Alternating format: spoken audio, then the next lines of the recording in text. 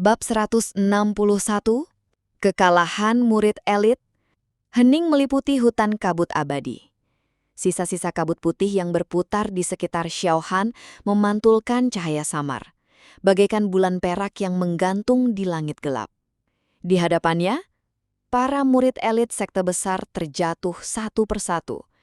Ada yang berlutut sambil terengah, ada pula yang terhempas ke tanah dengan pedang patah di samping tubuh mereka. Apa ini mungkin? Salah satu murid bergumam dengan suara gemetar. Kekuatan kita, jurus pamungkas kita, ditelan begitu saja. Mata mereka dipenuhi keterkejutan dan ketakutan.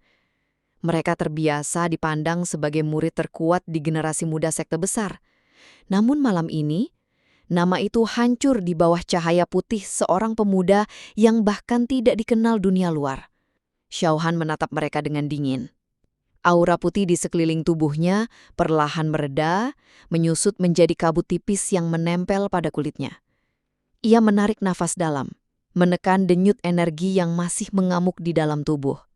"Pergilah," ucapnya datar.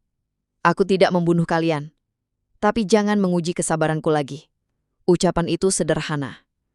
Namun di telinga para murid elit terdengar lebih mengerikan daripada ancaman maut. Mereka tahu, jika pemuda ini benar-benar berniat menghabisi, tidak satu pun dari mereka yang bisa keluar hidup-hidup. Pemuda bermata elang yang semula begitu congkak, kini menunduk dalam-dalam. Tangannya bergetar ketika ia menekan dada, menahan luka dalam. "Kau, siapa sebenarnya dirimu?" Xiaohan menatapnya sejenak, lalu membalikkan tubuh. "Namaku tidak perlu kau tahu. Yang perlu kau ingat, kekuatan murni ini bukan milik sekte kalian. Dan tak seorang pun bisa mengikatnya." Kalimat itu bergema di hutan, seolah menancap dalam jiwa mereka. Para murid elit saling bantu untuk berdiri. Meski hati mereka dipenuhi rasa malu, mereka tahu satu hal.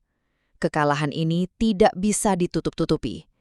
Begitu mereka kembali, kabar tentang pemuda misterius dengan kekuatan murni yang menelan unsur dunia akan menyebar, dan para tetua sekte besar pasti akan menaruh perhatian.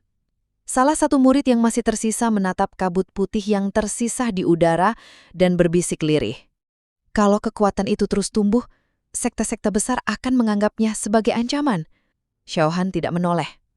Langkahnya perlahan menghilang di balik kabut hutan. Siluetnya seolah menyatu dengan kabut putih yang berkilau.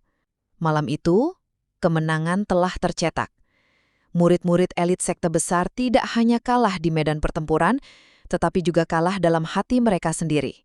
Dan sejak saat itu, satu nama tanpa wajah mulai berbisik di balik bayangan hutan. Pemuda dengan kekuatan murni yang tak terbendung. Bab 162, Pertanda Bahaya. Kabut hutan abadi perlahan mereda setelah pertarungan sengit itu. Tanah penuh bekas tebasan pedang, pohon-pohon tumbang, dan hawa panas dan api yang kini sirna tersapu cahaya murni. Xiaohan berdiri seorang diri di tengah reruntuhan. Tubuhnya masih diselimuti sisa kabut putih yang berkilau lembut. Nafasnya teratur, tetapi mata tajamnya menyapu sekeliling dengan kewaspadaan. Ia tahu pertarungan tadi bukanlah akhir. Justru itu hanyalah awal dari badai yang lebih besar. Dari kejauhan, suara lirih para murid elit sekte besar terdengar. Mereka bergerak tertatih, tubuh penuh luka, namun wajah mereka menyimpan tekad yang mengeras. "Kita harus melabur pada tetua," gumam salah satu mereka dengan suara parau. "Benar, kekuatan murni ini bukan hal sepele. Dunia luar harus mengetahuinya." Xiaohan memejamkan mata sejenak. Ia mendengar jelas kata-kata itu, dan dadanya terasa berat. "Seperti yang kuduga," bisiknya pelan. "Rahasia ini tak mungkin bisa kusembunyikan lebih lama. Begitu kabar sampai ke telinga para sekte besar, setiap langkahku akan diburu." Angin malam berdesir membawa aroma lembab hutan dan darah. Namun di telinga Xiaohan, desiran itu terdengar seperti peringatan dari masa depan. Jejaknya kini telah meninggalkan bayangan di dunia luar.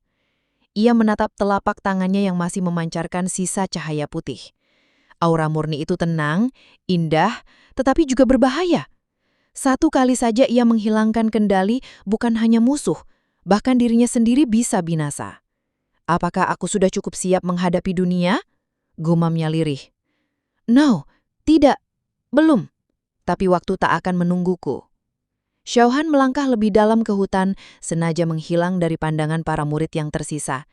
Ia tidak ingin membunuh mereka, tetapi ia tahu, dengan kepergian mereka, pesan tentang dirinya akan menyebar cepat, bagaikan api yang membakar rumput kering. Langkah kakinya berat, bukan karena kelelahan, melainkan karena beban rahasia yang ia pikul. Langit di atas hutan tampak muram, bulan bersembunyi di balik kabut. Seakan seluruh alam ikut bersekongkol, memberi pertanda bahwa jalan di hadapannya penuh bahaya. Namun di balik itu semua, dalam hati Xiaohan tumbuh tekad yang kian keras. Aku tidak bisa lagi hanya bersembunyi.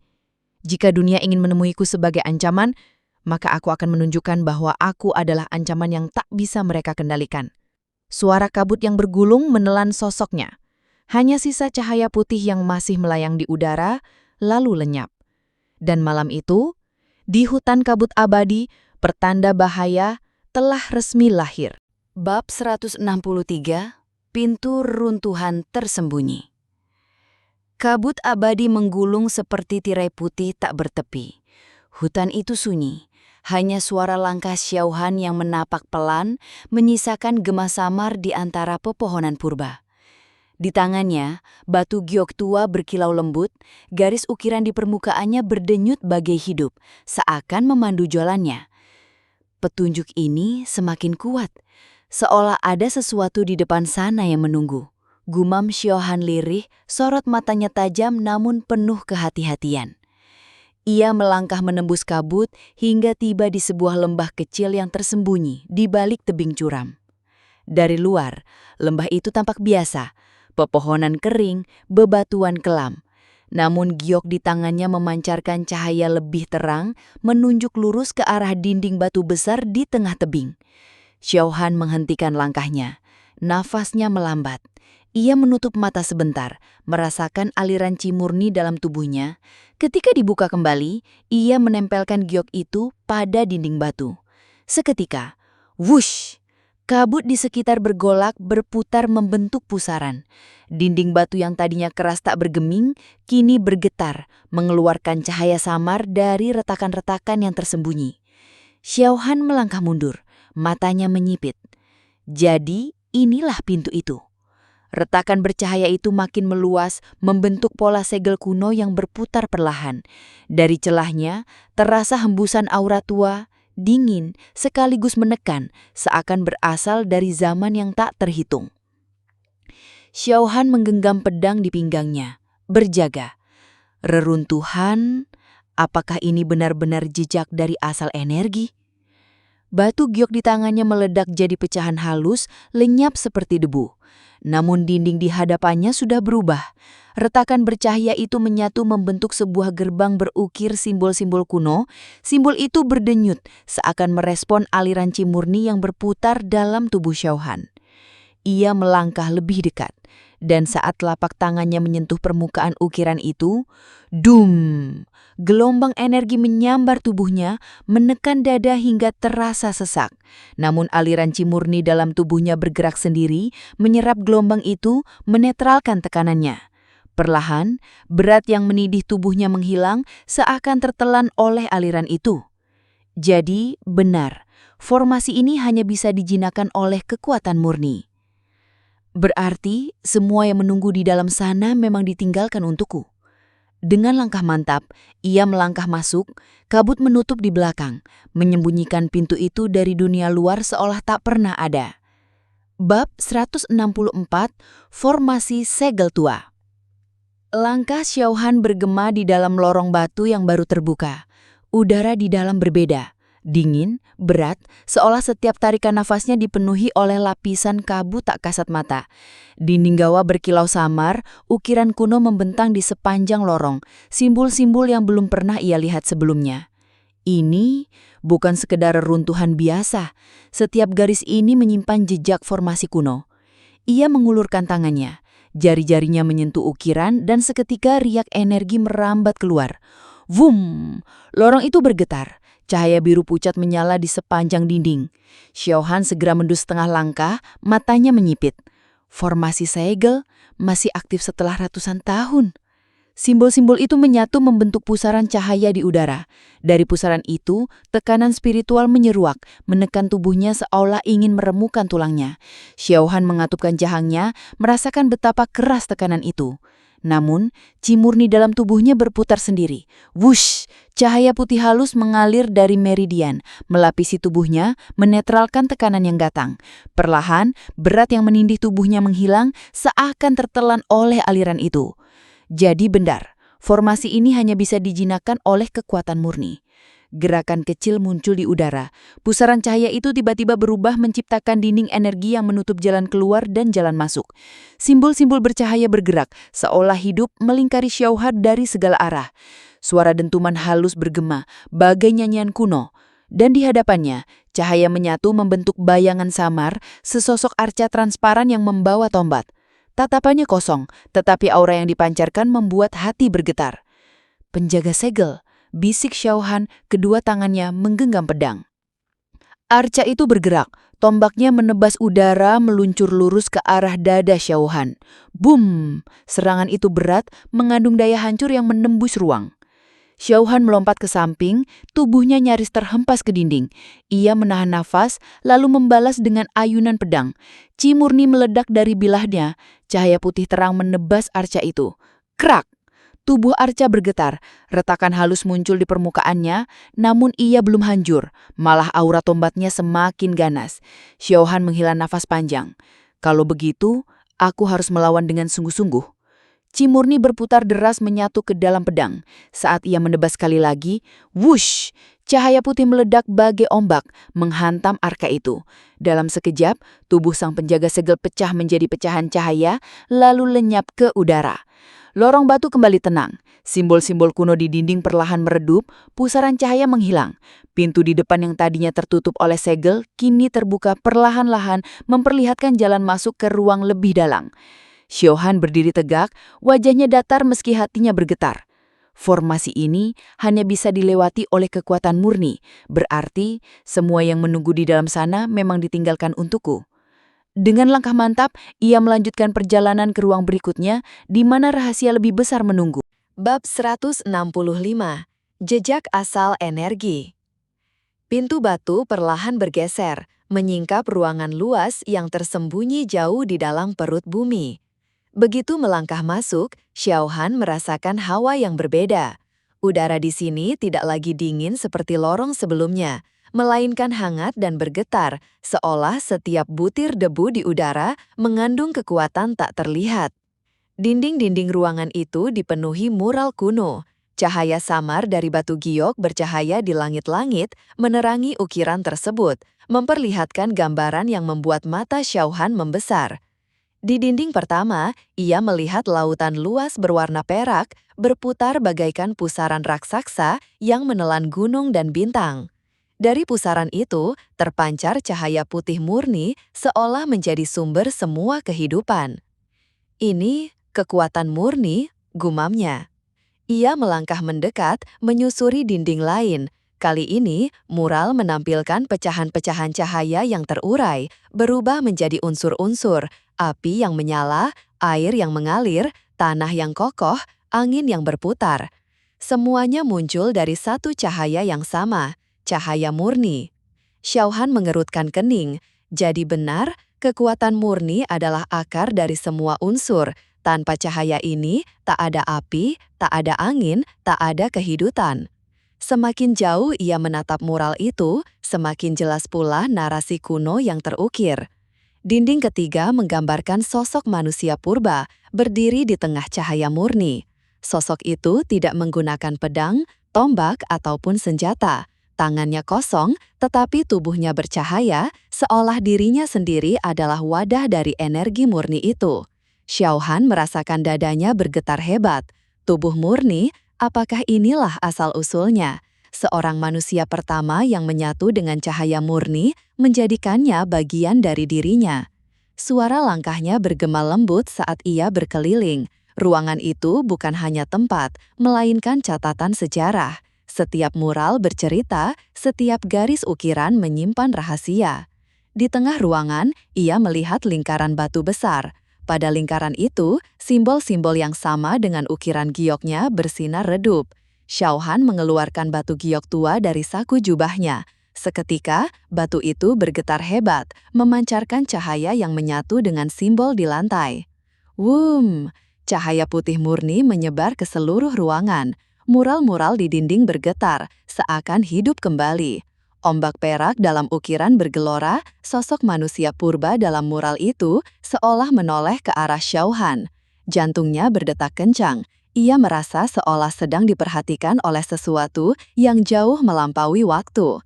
Ini bukan sekedar ukiran, ini adalah jejak asal segala energi. Tiba-tiba, suara gemuruh halus terdengar, seakan bisikan ribuan jiwa yang terkubur di dalam batu. Xiaohan berdiri terpaku, merasakan resonansi kuat di tubuhnya. Cahaya murni dalam meridiannya ikut bergetar, menyatu dengan denyutan mural. Tubuhnya gemetar, bukan karena takut, melainkan kesadaran. Apa yang dilihatnya bukan sekedar sejarah. Itu adalah kebenaran yang terkubur, rahasia yang tidak boleh diungkap dengan mudah. Xiaohan menutup mata, menarik nafas panjang. Jika ini benar, maka perjalanan yang kujalani baru saja menyentuh permukaannya. Di ruangan kuno itu, Xiaohan tahu, ia telah menemukan sesuatu yang bisa mengguncang seluruh dunia. Bab 166, Suara Misterius. Ruangan reruntuhan masih bergetar perlahan, cahaya murni dari batu giok di tangan Xiaohan terus berpadu dengan simbol di lantai. Udara yang semula hening, kini dipenuhi desiran aneh, seperti bisikan yang datang dari celah-celah waktu. Xiaohan membuka mata, muridnya yang hitam berkilau pantulan cahaya putih. Dinding mural berdenyut, seakan bernafas. Tiba-tiba, suara samar terdengar, berat namun lembut, mengalun di dalam kepalanya. Engkau, pewaris cahaya murni, akhirnya datang. Xiaohan terhentak. Ia menoleh cepat, matanya menyapu setiap sudut ruangan. Tidak ada siapa-siapa, hanya gema yang berputar di dalam ruang purba itu. Namun suara itu jelas, bukan ilusi semata. Siapa? Siapa kau? Serunya dengan suara tertahan. Senia saat, lalu kembali terdengar suara. Kali ini lebih jelas, seolah berbicara langsung pada jiwanya. Aku adalah gema dari masa yang telah lama terkubur. Jejak kesadaran yang tertinggal di reruntuhan ini. Dahulu, cahaya murni pernah mengalir bebas di dunia. Namun, manusia serakah, memburu asalnya, dan dunia hampir hancur karenanya. Xiaohan merasakan dadanya sesak. Kata-kata itu menusuk, seakan menggambarkan bahaya yang masih mengintai. Cahaya murni hampir menghancurkan dunia, gumamnya. Suara itu kembali, tenang namun syarat beban. Kekuatan murni adalah akar dari semua unsur. Ia tidak mengenal batas, tidak mengenal warna, api, air, angin, tanah. Semua hanya bayangan dari cahaya ini. Namun, tanpa kendali, cahaya itu melahap tuannya, meluluh lantakan segalanya. Xiaohan merasakan tubuhnya merinding, meridiannya ikut bergetar, seolah suara itu menyentuh inti auranya. Kalau begitu, kenapa aku yang dipilih? Apa maksud semua ini? Bisikan itu terdengar semakin dalam, seperti suara yang muncul langsung dari hatinya. Ingatlah pewaris, jalan yang kau tempuh akan dipenuhi darah. Dunia luar tidak akan membiarkanmu. Jika kau goyah, cahaya murni akan menjadi kutukan bukan anugerah. Suara itu semakin melemah, seperti kabut yang perlahan sirna. Sebelum benar-benar menghilang, ia meninggalkan satu pesan terakhir. Carilah asal yang sejati. Di balik reruntuhan ini hanya permukaan. Asal segala energi menuju di kedalaman yang lebih jauh. Cahaya di ruangan mendadak meredup. Simbol di lantai berhenti berdenyut. Batu giok di tangan Xiaohan pun padam, kembali menjadi benda tua yang dingin. Xiaohan berdiri terpaku lama. Suara itu masih bergema di dalam jiwanya, bagaikan palu yang mengetuk hati. Tubuh murni, pewaris, asal yang sejati, gumamnya dengan nafas berat. Untuk pertama kalinya, ia merasakan beban yang jauh melampaui sekadar latihan atau pertarungan. Apa yang ia pikul kini bukan hanya nasib dirinya, melainkan juga keseimbangan dunia. Ia mengepalkan tangan, cahaya murni bergetar halus di permukaan kulitnya. Aku tidak tahu apakah aku mampu, tapi jalan ini sudah kupilih. Aku tidak akan mundur. Dan di ruangan kuno yang kembali sunyi itu, Xiao Han berdiri tegak dengan tekad yang semakin dipatri dalam.